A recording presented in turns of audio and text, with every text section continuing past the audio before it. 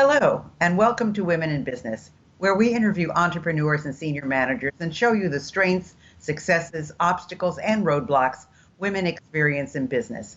Since I believe every person in business needs to be visible, I'd like to invite you to watch www.sob6, that's the number 6, tips.com, which will give you some valuable information should you get the call to be on radio or TV, which I think is extremely important.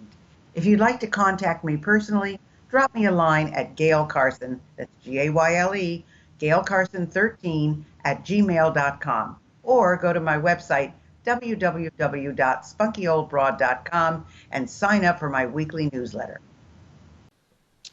Hi, everyone. This is Gayle Carson, and I have a very, very interesting guest for you today. Her name is Jill Davis, but she's also known as Alaska Woman. And she's an international best-selling author who wears many hats. She grew up in Cordova, Alaska, and she is living in Alaska now. And her husband started with her their own lodging business, and they had it for over 30 years. After selling it in 2009, her husband and herself wanted to share their passion and techniques on how to survive and thrive off the grid. They started filming and documenting real-life living in the Alaska wilderness. You can join them on their adventures and learn the best techniques of salt and freshwater fishing on YouTube with their own channel called Alaska Wild Adventures. Over 2 million people have already experienced Alaska Man through Alaska Wild Adventures. And in the last few years, she's taken her experiences in starting her own business and has been coaching and consulting aspiring entrepreneurs on marketing, branding, and improving their existing businesses' visibility and impact on the marketplace. Her unique coaching has helped numerous small business to improve and expand their business. Welcome to the show, Jill. Well, thank you for having me, Gayle. It's a pleasure to be here. Well, I have to say that you're my first off-the-grid consultant, so that's really unusual, and I applaud you because, I mean, it's really unique and different. So what made you want to start Alaska Women Consulting? Well, getting out of the lodge and guide business after that amount of time, I really did some soul searching and kind of wanted to just do something to serve and do something that I enjoy and that I'm good at. And being in the lodge and guide business, I did a lot of marketing and just really enjoyed that. And so I just wanted to move forward with that and help other people. And I'm an entrepreneur at heart. I've started all kinds of businesses in Alaska and helped other people in business. And so I just really wanted to focus on that. And I love the entrepreneur spirit. It's people that love to create and they take risks, they stop what they're doing. They may have like a career like an attorney or something like that. And they just stop everything and pursue like something they're passionate about. And that's what I really like about entrepreneurs. They're passionate and they're driven and they are like action orientated. And so that's what I really enjoy. It's like, they just need a little helping hand. They don't need like a lot of, they do want inspiration, of course, but I mean, it doesn't take much to get them, off their butts. Well, it's interesting because, a lot of people say that entrepreneurs are risk takers, but I find that most entrepreneurs really don't talk about the risk because they believe in what they're doing so much that they don't consider it a risk. They just consider it, well, I'm going to do this. That's it. And they don't really think of themselves as risk takers. So when you do this Alaska Woman Consulting, who would be your clients? How did you get your start? I mean, was it in the lodging industry or was it totally out of the box? Well, I did consulting for some reality shows in Alaska, and I really enjoyed that. And so also some other companies, some people bought some properties, remote properties, and they needed help with alternate energy and they wanted to, make it a business, and so they needed help with that. And so I lived off the grid, so it was kind of a hook, that off the grid consultant. And there's just so much going on in Alaska that I did quite a bit of that. But my real passion, though, is the marketing. I really enjoy websites and logos and just helping with that aspect of people's businesses. So, when you talk about being off the grid and you really started yourself from ground zero, how do you start? Because this is something that just a lot of people always ask me. How do you start and build your brand from ground zero when you don't have the budget of the big companies? I mean, it takes a lot to build a brand. So, how do you advise people to start? Well, the first suggestion that I always think is so important and a lot of people lose sight of is your customer avatar. I mean, that's like ground zero right there. Is who am I, appealing to? What is my ideal customer? Um, that being attractive to that niche, is sort of the first step. And I mean, yeah, in the ideal world, we would have the marketing budget of, a large company or whatnot. But yeah, from ground zero, I took my passion of like living off the grid and sharing Alaska with the world. Being in the lodge and guide business, I just so enjoyed guiding people and showing them Alaska, and catching their first fish was also like a real joy for me, because it's just something that they never forget. And so in that's what I was following, was that passion. And that's what helped. I mean, pretty much when you're doing this, that it has to be something you're passionate about, or else, you're gonna quit. You're gonna like get bored with it and quit. And so I just started doing it myself and started learning myself, um, just getting trainings and getting coaching and different things like that. And that's one thing, is if you do it yourself, you just gotta learn. You gotta figure out, find trainings and stuff. Like, there's all kinds of ebooks out there for everything you could ever want to do. You can find on the internet, which, when I started out about 9 years ago, like really concentrating on the branding and marketing, um, we did have internet, but it wasn't like anything like it is today with the information age. But it just takes work. Even if you can afford to pay, a lot of money to hire big, big outfits to do marketing and stuff, it's still work, because to bring your brand to the marketplace, it needs to be authentic. It needs to be unique to you, to stand out. And so I pursued branding Alaska Woman, and just had that little edge of, it is fascinating. I mean, I'm fascinated every day of just the wilderness, and the animals, and the mountains, and just everything. I'm in awe of Alaska. And so I noticed that a lot of people, it's intriguing, it's mysterious, oh, is it dark there all the time? I just, it's really engaging with people, and I love to share it. So I just started learning and then implementing. That's another thing a lot of people get caught up in, I know, is learning.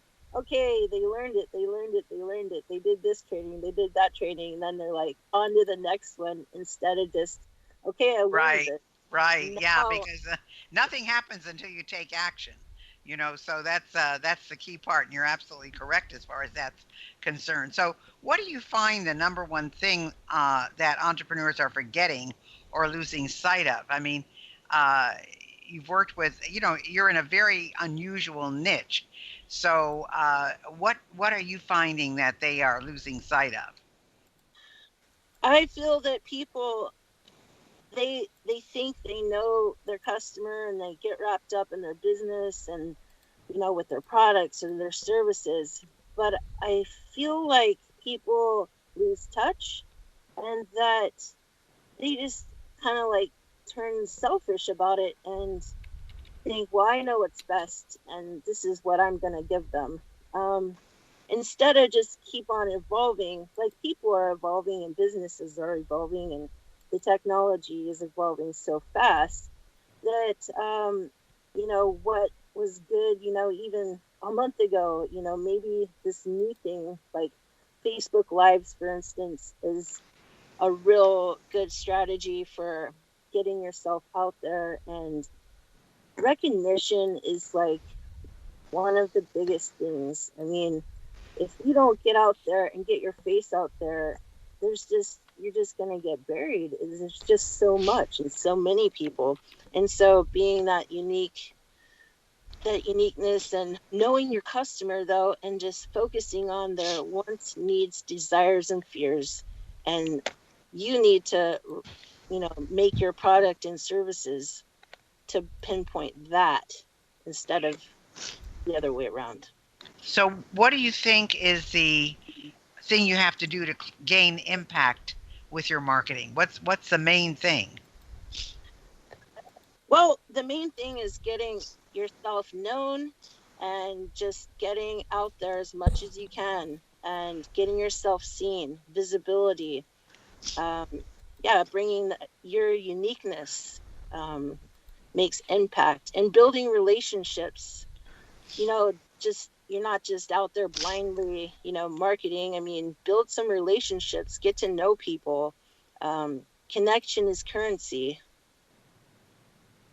So, who would be your ideal client? I enjoy working with women entrepreneurs, especially ones that want to write books, because I, for my business, and what I'm doing, and I've seen other people in business that when they write a book, it's just that is impact, and that gets you visibility, and that gets you, you know, besides of just the accomplishment of, I mean, 80% of people say that they want to write a book, and only 1% of people actually do it. That's a New York Times quote there, statistic. And Well, that so, is true. You're absolutely right. I mean, of course, there's a downside to that, and that is that there are so many books out there now. I mean, the amount of books published today is just amazing. But uh, uh, if you've got a book and it's a good book, I mean, it's really written well, you are considered an expert in your field. So you're absolutely right. It's an important part of your branding. So, so tell me, Jill, what is your superpower? my superpower, my superpower is pulling people's uniqueness out of them and putting it into their marketing. And you do that by talking with them and interviewing them and so forth, or do they fill out forms and questionnaires? Well, how do you do that?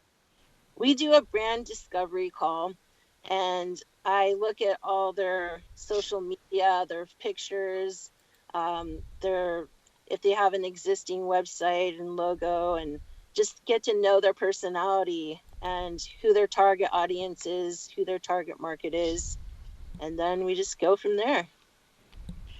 Well, that sounds that sounds great, and I'm just curious, because you're talking about, kind of living in a no man or no woman's land. Um, where do most of your clients come from? Are they in Alaska? Are they all over the U.S.? Are they outside of the U.S.? Where do people come from who you are working with? Well, in the lodge industry, I've always had like an international following, and I've had clients from all over. Even I even had some clients from South Africa. I've had clients from Germany, just all kinds of places. And so I feel like I can help people, internationally. But mainly my past clients have been Alaska lodging or adventure guides and different kind of outfits like that. So really, your other business, your other industry, kind of led you naturally into doing this, or at least is a good feeding line for you because people know you from that. But what were your biggest challenges in business?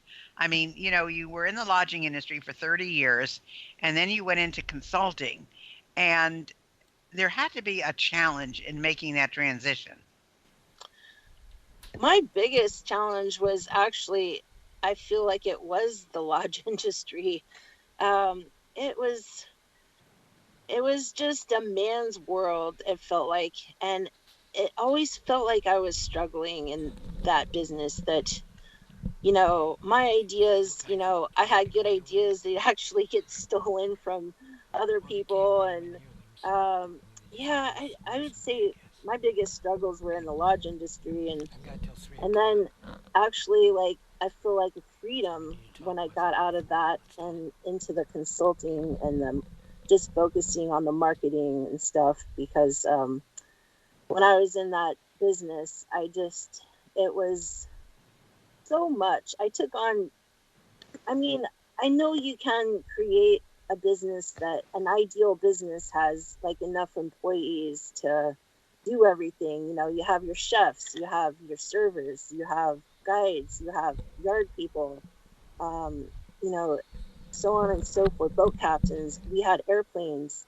And so, but being in that industry, it always felt like I had to do so many different jobs because we had a hard time finding people, quality people. And then, um, there was like money crunches and stuff, paying all the payments and payroll and everything. And so I was at times, I'd be the main chef at the lodge, cooking for over 23 people, breakfast, lunch, and dinner, 60 miles from the nearest town, only accessible by bush plane or by boat, and plus managing, and plus cleaning.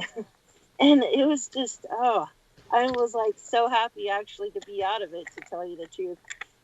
Even though I enjoyed it, and it was a fun lifestyle, but I just really enjoy what I'm doing now. And I have the free time to get my book written and published, and it became an international bestseller. And that's just the topping on the cake. So I Well, mean, it's interesting. I mean, your lodging business. I mean, I can't even imagine. I know what hospitality, the industry is like, and it's 24/7. And you not only had that, but you were 60 miles from anything that was really tangible. So you were really out in the country. But you were also in that business with your husband. So how did that relationship work? I mean, was it good? Did you get into arguments? Is it difficult working with your spouse? Tell us a little bit about that because there are women who are listening who are in business with their significant other or are thinking about it. So they probably oh could use some help there. wow, yeah.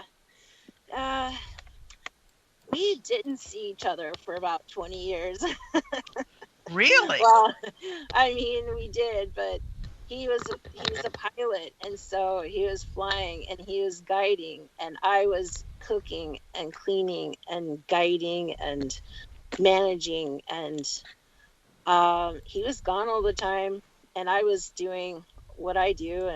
And so the winters we'd spend a lot of time together. We traveled the whole United States and did trade shows. One year we drove all the way from Alaska all the way to Florida Keys and Oh back. my God, I can't even imagine that. How long did that take you? A long time. I must say. Well, we went fast. I would have taken more time, but he was driving all the time, and he wouldn't stop at places I wanted to stop and do, like, sightseeing and stuff. We did stop at the Grand Canyon, but it was our relationship, I guess, was in the it was all about having fun. And in the winters was a lot of fun traveling and doing trade shows. And um So was your lodge open only part of the year or was it open year round? um No, it's just open from like in the spring. We go out there probably around March and open up, and but we started doing like trips, sightseeing, whale watching, um, stuff like that, a glacier viewing, birding. We took bird photographers, nature photographers, and yeah, there was some cool bear viewing things we did too. The bears were everywhere out there. And so, yeah, it was open. We get out there around March, and then our season ended in October. And sometimes we stay, just depend. We kind of just did our own thing.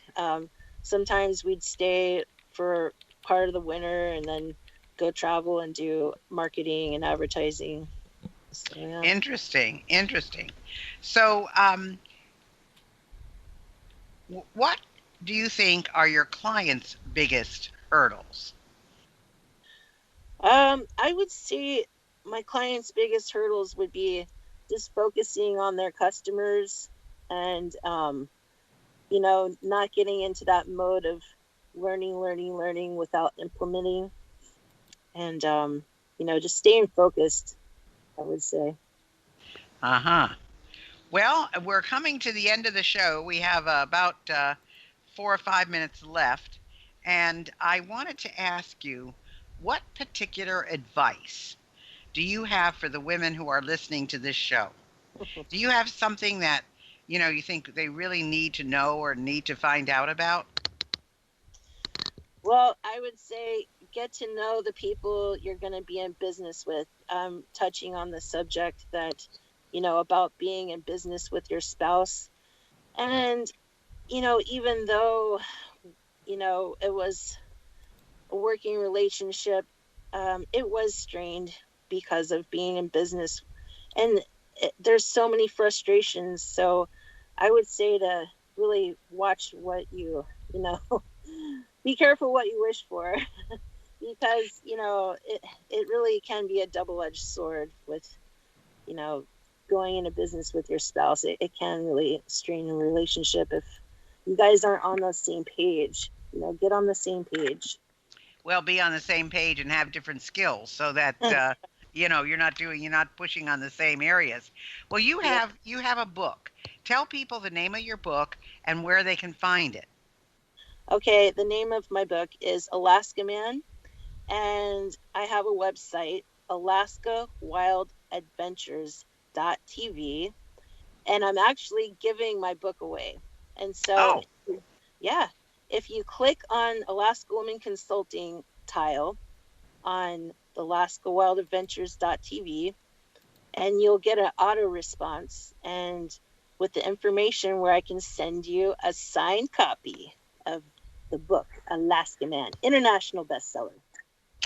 wow, that's great. So go to Alaska Wild Adventures .tv. Make sure you do the .tv, and if you click on whatever on the book, she'll send you an autoresponder. She'll send you a signed book for free. I think that's fantastic. I think that's great, Jill. And just out of curiosity, how come it's Alaska Man and not Alaska Woman? Well, I just was really enthralled by my husband's story. He came to Alaska when he was 15, and I just loved his stories. They're just so interesting, and so I wanted to write the stories of that, about him growing up, and I plan on writing more books. I do have a Alaska Woman book in the works.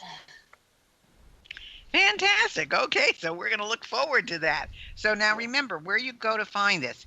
You go to Alaska wildadventures.tv and click on where the book is, and she'll send you an autoresponder, and then you'll fill out the information, and then she will send you a signed copy of her book Alaska Man.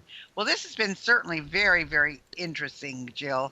I've not met anybody that does what you do. I've been to Alaska, so I enjoyed it. It was beautiful. I went on a lot of different tours and trips as I do every time I go somewhere. And I thought Alaska was amazing. So you certainly have a lot of stories to tell, and I think a lot of people would benefit by reading your book and knowing more about you. So thanks so much for being with us today, Jill. And we look forward to people going to get your book so that they will find out a little more about you as well. Thanks so much for being with us today. Well, thanks for having me. Thanks for listening to Women in Business. I hope you enjoyed today's show. And if you have any suggestions as to who you'd like me to have as a guest, just email me at gaylecarson13@gmail.com. Be sure to check out www.sob6tips.com. And in the meantime, go to www.spunkyoldbroad.com to see the resources I have for you.